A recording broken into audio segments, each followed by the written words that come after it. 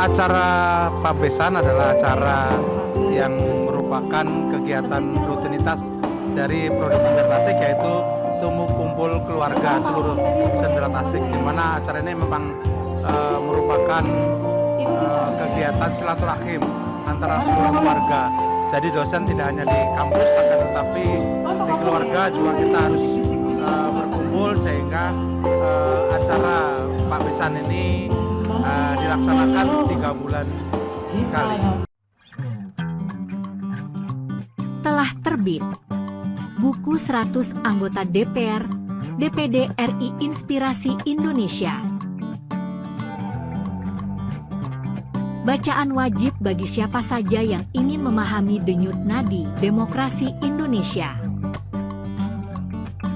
Mengulas sepak terjang anggota DPR RI, DPD RI, MPR RI, dalam menyikapi realitas bahwa setiap keputusan yang dibuat di gedung DPR RI memiliki dampak langsung pada kehidupan jutaan rakyat Indonesia. Untuk pemesanan, dapat menghubungi kontak yang ada pada video.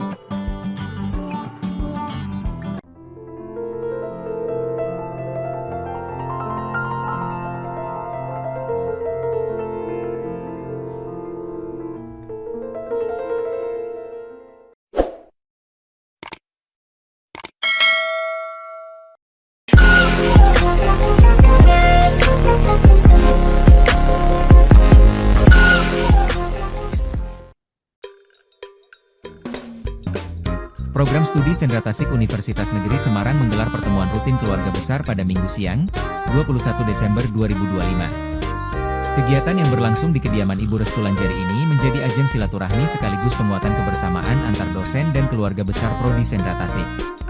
Acara ini diinisiasi oleh Paguyuban Keluarga Besar Sendera Tasik, Pakbesan, dan dihadiri oleh keluarga anggota staf pengajar Prodi Sendera Tasik. Pertemuan yang rutin dilaksanakan setiap 3 bulan sekali tersebut berlangsung hangat dan meriah, dimeriahkan dengan hiburan live music serta perayaan ulang tahun Ibu Restu Lanjari selaku tuan rumah.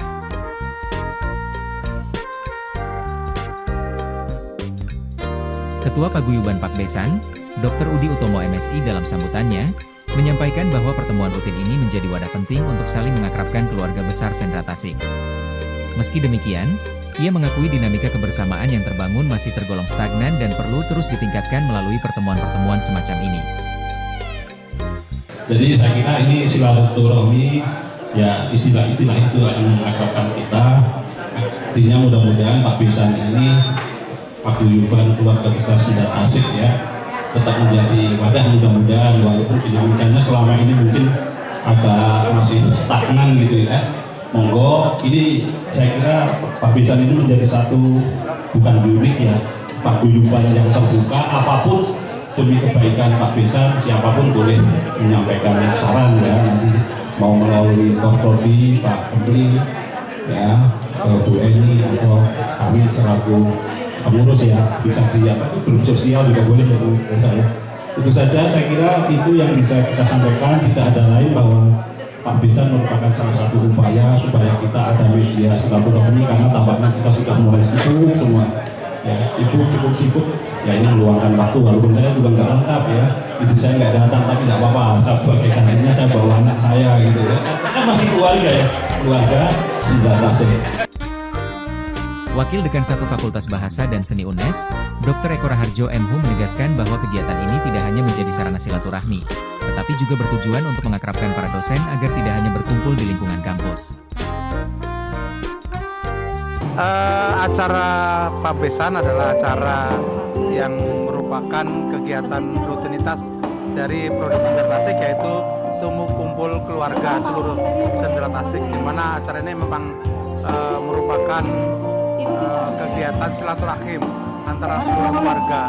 Jadi dosen tidak hanya di kampus, akan tetapi di keluarga juga kita harus berkumpul, sehingga acara Pakbesan ini dilaksanakan 3 bulan sekali.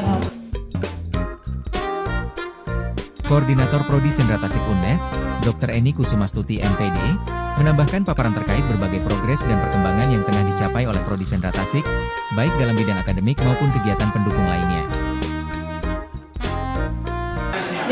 Bapak Ibu yang saya hormati, ternyata 1 tahun ini luar biasa. Prodi Pendidikan Sendera Tasik berkembang luar biasa. Kita sudah meraih akreditasi unggul. Profesor kita nambah terus.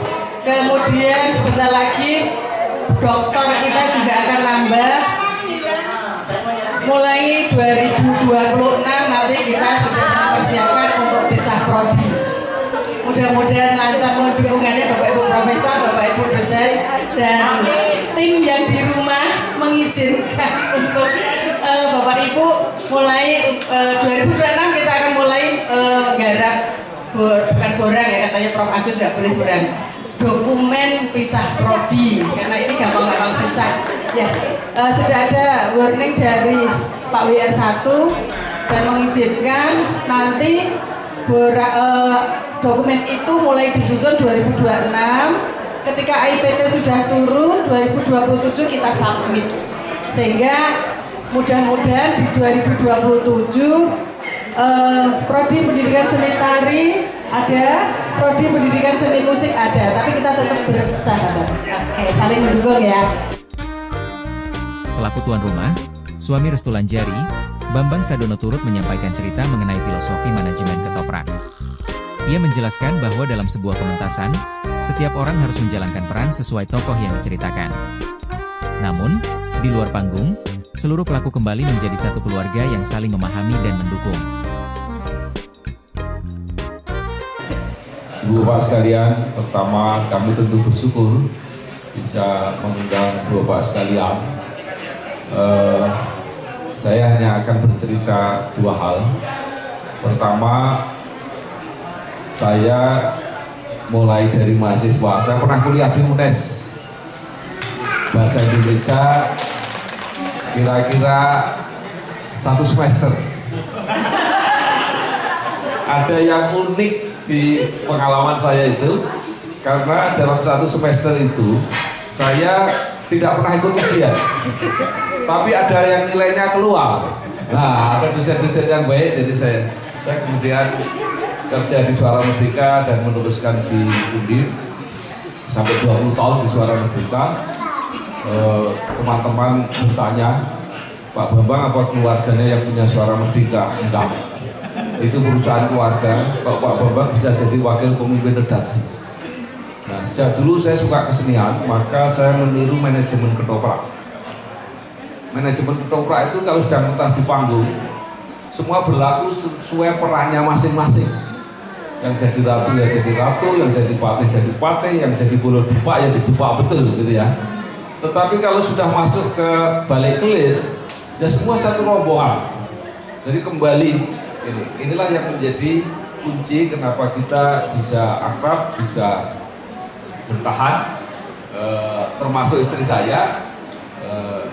Pokoknya resepnya harus menjaga rumah di mana kita sehari-hari berada di situ sebaik-baiknya, ya, jangan sampai kita tidak kerasan. Nah, itu satu. Bambang Sadono juga menyampaikan sejarah istrinya kuliah sambil membesarkan anak-anaknya.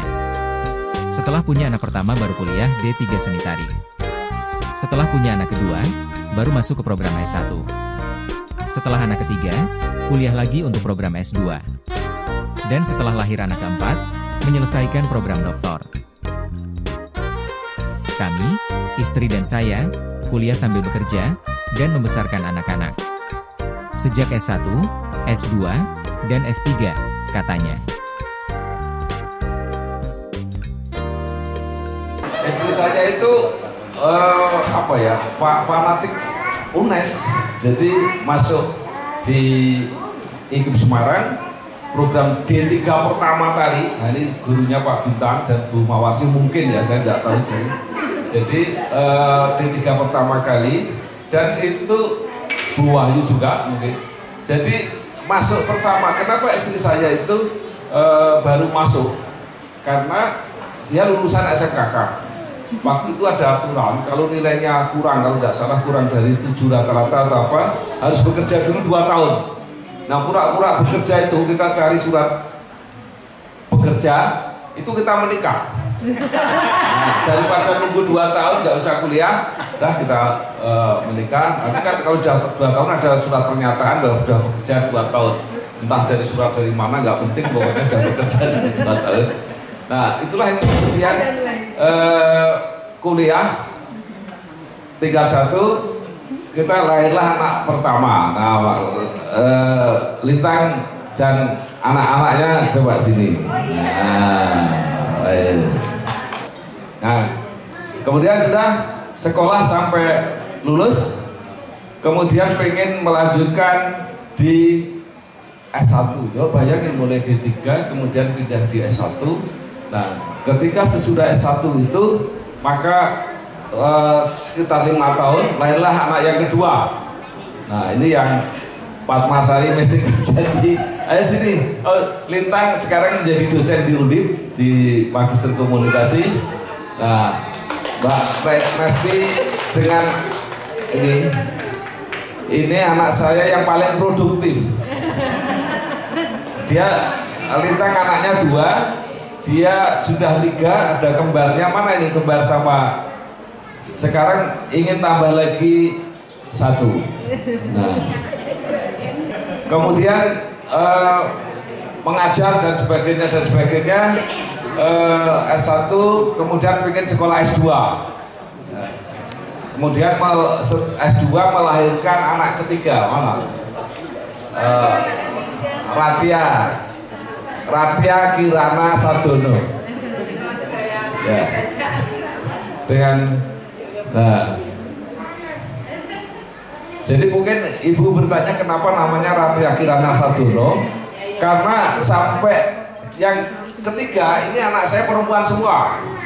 Nah, pengen punya cita-cita anak laki-laki, maka ada pesan dulu dari orang tua, coba beri nama laki-laki supaya nanti anaknya laki-laki. Nah, itu kemudian Ratia Kirana Sardono.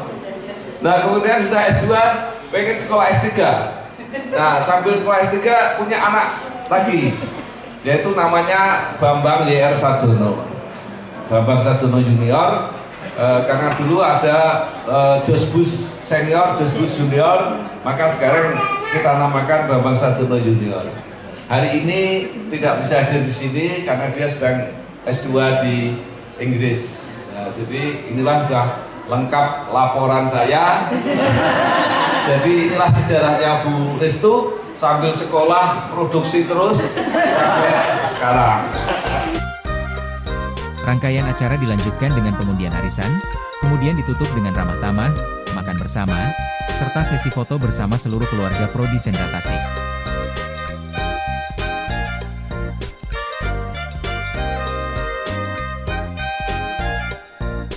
Suasana kekeluargaan yang terbangun diharapkan dapat semakin mempererat hubungan antar anggota keluarga besar Prodi Sendra Tasik UNES.